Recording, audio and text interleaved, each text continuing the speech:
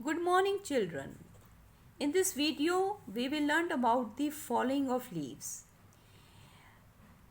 There are some plants that shed their leaves every year in particular months.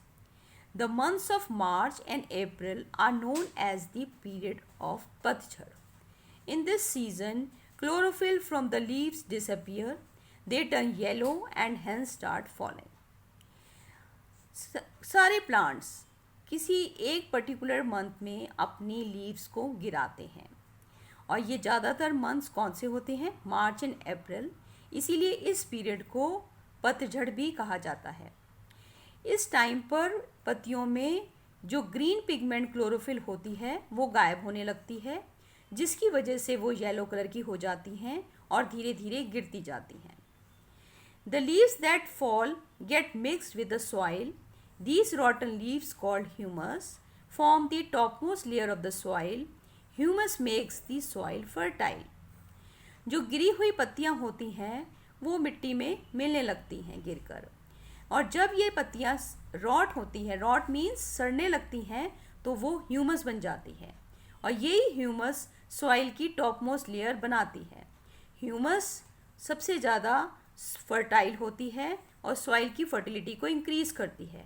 Fertility का means वो soil उपजाऊ हो जाती है जिसमें प्लांट्स बहुत इजीली ग्रो करते हैं और उन्हें हर तरह के न्यूट्रिएंट सॉइल से मिल जाते हैं। Next we talk about compost. How the compost forms. We can use fallen leaves to make compost.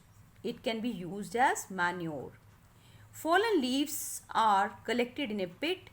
Then this pit is covered with soil and some water is sprinkled on it.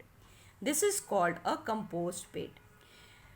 जब ये गिरी हुई पत्तियां होती हैं उनसे हम compost भी बना सकते हैं।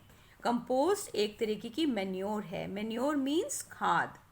फिर जो गिरी हुई पत्तियां होती हैं उन्हें एक पिट में कलेक्ट कर लेते हैं। पिट मीन्स गड्ढा खोद के उसके अंदर गिरी हुई पत्तियों को इकट्ठा करते हैं।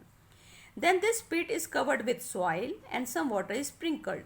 उस पिट को मिट्टी से बंद कर देते हैं और उसके ऊपर पानी छिड़क देते हैं. This is called a compost pit. फिर वह कंपोस्ट पिट बन जाती है. In this after some weeks the leaves rot and get converted into manure. कुछ हफ्तों के बाद जब पत्तियां उस कंपोस्ट पिट के अंदर सड़ने लगती हैं तो वो मैन्योर में कन्वर्ट हो जाती हैं. In compost pit not only fallen leaves but grass clipping, twigs, peels of fruits and vegetable can also be put to prepare compost. In compost pit में सिर्फ पत्तियां ही नहीं, फ्रूट्स एंड वेजिटेबल्स के छिलके, घास आदि भी डालकर उनसे कंपोस्ट बनाई जा सकती है. Compost is very useful and beneficial because it does not cause harm to environment. Compost एक बहुत ही यूजफुल खाद है जिससे कि सॉइल की फर्टिलिटी बढ़ती है, और ये बेनिफिशियल इसलिए भी है क्योंकि ये एनवायरमेंट पोल्यूशन नहीं करती.